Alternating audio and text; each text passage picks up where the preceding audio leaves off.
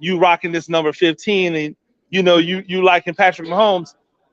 Is it one of those things where defensive linemen always want to try to tap into their skill player? Yeah, I mean, we always joke about it. We call ourselves, big skill, often or O-line and D-line. We call ourselves big skill guys. We definitely, still like to let people know we're still athletes too. We can do everything, not quite everything that the skill guys can do, but we're still athletic, I guess. So. Definitely getting busy. I know that much. You got a tough road ahead. On Sunday. This South Dakota State team, well coached, big on the trenches up front.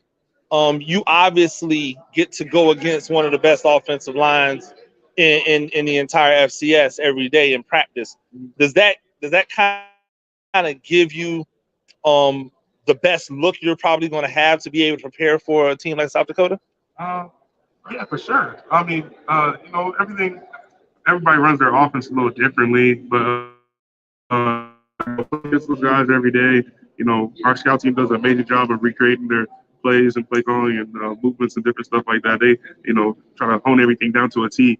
From O-line splits to just how they're pulling and what the weight in their stances, what their hand placement and stuff like that. So they could do a great job of that.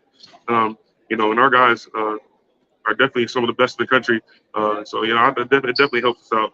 Now they implement a lot of the RPO system in what they do. How have you guys have been preparing to deal with that since you've already seen it once, Yep. and you've now had a few weeks to get prepared for it as opposed to coming off of another game? Yeah, just playing fast. Taking with the RPO looks. There's certain stuff. If you see an opening or lineman hinges a certain way, you just take it and play fast. And hit anything that moves. And our coaches do a great job of just coaching us to know when those situations are and how to attack them. So yeah. I'm gonna get out on this one. This is the first time I can remember North Dakota State being an underdog in this game. Mm-hmm. Is there a different mindset for you coming in, knowing that people don't expect you to win this game? Yeah, that has fuel to the fire. We know we're supposed to be here. We know we can beat these guys. And it definitely puts a little bit of a chip on our shoulder, gives us a little bit of an edge. That's something we've been preaching. Uh, the past few weeks, preparing for this game, leading up to this game. To come out with a little bit of an edge. And show them, why we're here and why we continue to be here every year. Absolutely. Hey, man, tell Patrick Mahomes to show you some love. Like, you rocking that 15. Man, she's been since I was 6 years old, man. Hopefully I can come play for you guys one day, man. That would be fly to one day see you next to Patrick Mahomes, warming up and all that stuff. That would be great. We're going to speak that into existence, all right? Sure. Absolutely. Congratulations. Appreciate Good luck on Sunday. Appreciate it. All right. And we're going to keep moving on, moving around. We've got a lot of great young men for North Dakota State. I see openings, so I'm going to try to run down and get some. Look at all those people over there, that one person. One people. Got people rolling down. I'm over here now up on Joe Stoffel. Joe, you are looking like a full-fledged original right now. Thank you. Like right out of Yellowstone. Like directly out of Yellowstone right now. Is this your normal swag, or is this something you're doing just because you're down in Texas? Little Texas? Yeah. Not my normal swag. I'm more just a ball cap kind of guy, but had to bring it out today. So Absolutely. Some people talk about this just kind of being same old for you guys because you're representing North Dakota State a lot in Frisco. It's almost like a rite of passage to come down here as a winter trip away from home. But just talk about how you guys have been able to never take a trip like this for granted. yeah, I definitely just throughout the year having the same routine that we've always had coming down here. Thinking as a business trip, not a vacation. It's been exciting and special. And people always do say, "Oh, they come down here every year." It takes a lot to get down here. It takes a lot of hard work, and whenever we do get down here, we definitely don't take it for granted. And it's a business trip, so. Now, one of the things that's different is you come down here as an underdog. Yeah. Just speak to how it feels to be recognized as a team that is favored to lose the game, as opposed to people thinking that this is just a culmination of the season for you. I think that you take that little with a grain of salt. Of course, we always want to be favored to win, but in a game like this, especially against a team like this, we are very experienced with it. You take it with a grain of salt. We're excited. Just go out there and play. Just go out and do what we do. Now, your coach has already talked about it. I've said it on countless amounts of platforms now. The key to this game is going to be in the trenches. Like, who wins down there? If North Dakota State's coming out on top when we get to Sunday afternoon, what's happened? Like, what's transpired for you guys that allowed you to have a confetti flying on you at the end of the game? Execution. That's what it all comes down to. Is being able to execute on our first. It's not the game for us to do. Absolutely. Well, Joe, I appreciate your time. Good luck this Sunday. We're gonna speak it into existence. All right. Hey, keep killing them with that hat right there.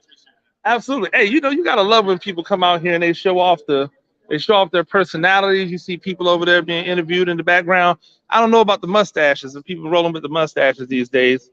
Not necessarily my swag, but the other people who are into it. We're gonna try to catch a couple more of the players.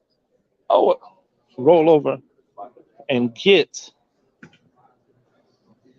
as he's running back. I'm gonna get down to the bottom of these mustaches because I can't say they're the flyest mustaches in the world, but now on both sides, on both teams, we've seen mustaches being rocked. What went into your decision to rock this mustache? There was a little bit of pressure from my teammates. Had to bring it by my wife, make sure she was okay with it. But then once she gave me the go, chopped off the beard, and now I just got the muzzy going. Wow. Okay. So, well, for anybody that doesn't know, James Casser, I really want to talk about this because there are a lot of young men out there that are playing linebacker, right? And people are saying that they're too small. You've dealt with that your whole life. People keep saying, well, when is he going to break down? When is he not going to? You just keep making plays. Speak on how you have been able to, one, take care of your body in order to make sure that you can play in those trenches with those big bodies. And then the mindset that it takes when you know that you're out here rolling around like a strong safety, amongst these 310 and 315 pound behemoths that South Dakota State brings out there. To answer your first question, just take care of my body. Eating right, getting in the training room, getting in the weight room, doing all the extra stuff to try to stay healthy. Sleeping. This has been the healthiest year I've had as a Bison, and I got to credit to that stuff and our strength staff and nutrition staff. And then secondly, just a chip on my shoulder. People have been telling me my whole life I've been too small to play this, to play that. But playing with the chip on my shoulder and being able to run in those trenches and play with those big dogs, it's just a credit to this program and playing with the chip on my shoulder. Absolutely. Now, a team like South Dakota State, their offense poses an interesting issue because an RPO offense, there's a lot more discipline that you need to be. It can't just be reckless abandon. Yeah. But you also got a monster coming at you, And so how do you live in both of those worlds where hey, I've got to be able to fill these holes before this dude gets a head of steam going ahead of him, but I've also got to be ready because there's probably a twin right in my ear hole waiting to catch a slant, behind me.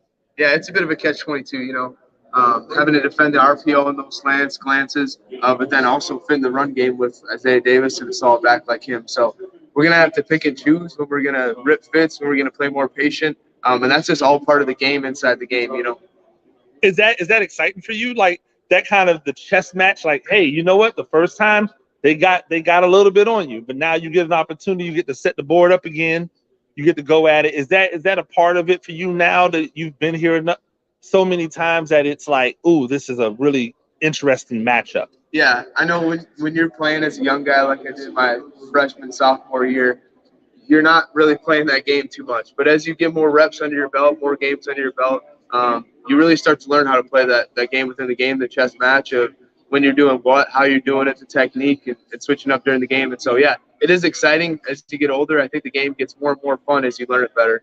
Absolutely. I'll get you out on this one. This is the first time you guys are coming down here, traveling down as the underdog. Yep. It's a different role for you guys, but I know a lot of people don't think of it that way. How are you looking at this game, knowing that people on the outside for the first time, probably since you've been at North Dakota State, think that you may not win this game? Obviously, it's a different position for us as a program, but we're excited for the opportunity.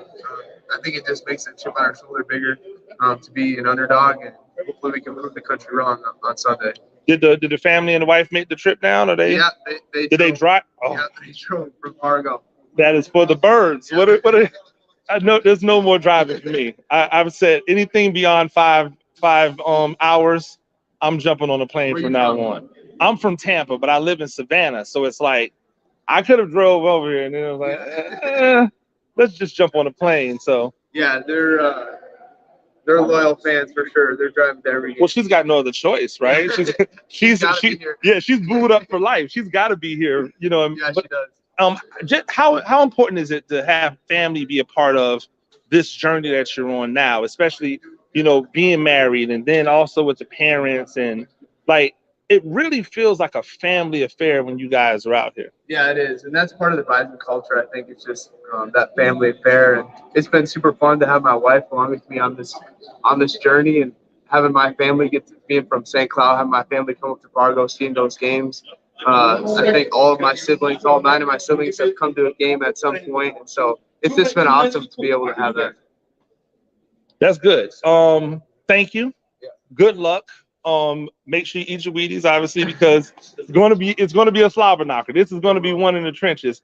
I know you guys have the firepower to get it done, but these things are the margins, right? You're looking forward to the chess match. We're looking forward to watching it play out. Thank you again. Yeah, thanks. I appreciate it. Have a good one.